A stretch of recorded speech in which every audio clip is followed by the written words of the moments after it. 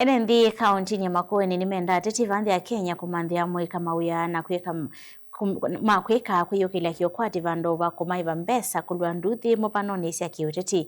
Mutola wambiie kwikinyia utetini wa vanthi ya Kenya vatalite 15 mbee wasakwani munene kutwaiwa ene nthi anala aingi moni amoika mainena ni maweta chambiia kutumia amoika tambuli li utetini yikia moisio nzika yosya kutuma nyamu vanthi ya Kenya mayenda ateti makambisi elisi ya kiuteti vanthi ya Kenya kusinda na misingini ya maendeleo nditi kulwa nduthi maitumia mboleli mulinge kuma Makueni na mavoaso amoika mainena ni maweta mutuo kutumia mboleli utetini wiki uteti wa mwaka twathimo isioni wa kukosa muuo.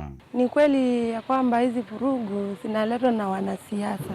Ni mara mingi tunakutana tu na wanasiasa, wanatuambia wanatupea kiwango fulani cha pesa ili tukuje kufuruga mwanasiasa mwenzao akikuja mahali. Enyewe si vizuri. Sisi kama wanarika hatuna kazi, ndio maana tunatumika vibaya.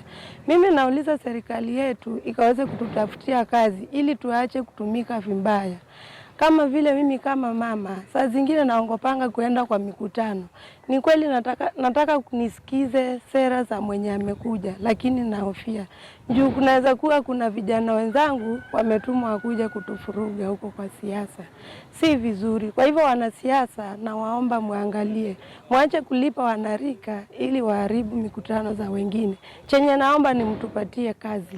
Tuache kukaa bure. Vama yenda ateti kukuna uteti misingini ya maendeleo la makaete ya ene nthi kusinda na misingini ya mbumangano na kutumia mboleli. Sina hamani nikienda kwenye mikutano ya wanasiasa kwa sababu wale wanasiasa ndio wanatuma vijana wanakuja kutuvuruga kwenye ile mikutano, na pia askari wetu ambao wameajiriwa na serikali hawafanyi kazi zao kwa sababu wanatumika na hao wanasiasa kuja kukosa kutupatia amani katika ile mikutano. Kwa hivyo serikali iangalie vizuri vile itakuja kutulinda sisi kama akina mama, na pia tunataka kusikiza wale wanasiasa jinsi wanavyotueleza na ile maendeleo wanayotuletea katika ile mikutano.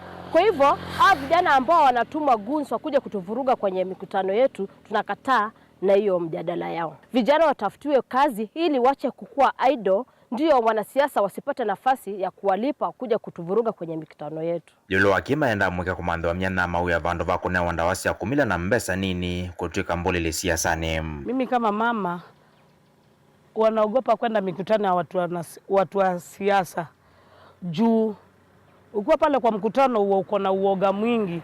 Anytime hao wanasiasa wanaweza tuma goons waje watu korofisha kwa mkutano na askari hawafanyi kazi.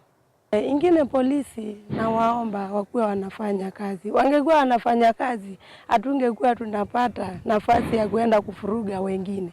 Kwa nini watupee hiyo nafasi? Wafanye kazi yao ili tukue na amani hata tukiwa kwa mikutano. Mutongoi TV kuma kaunti ya Makueni.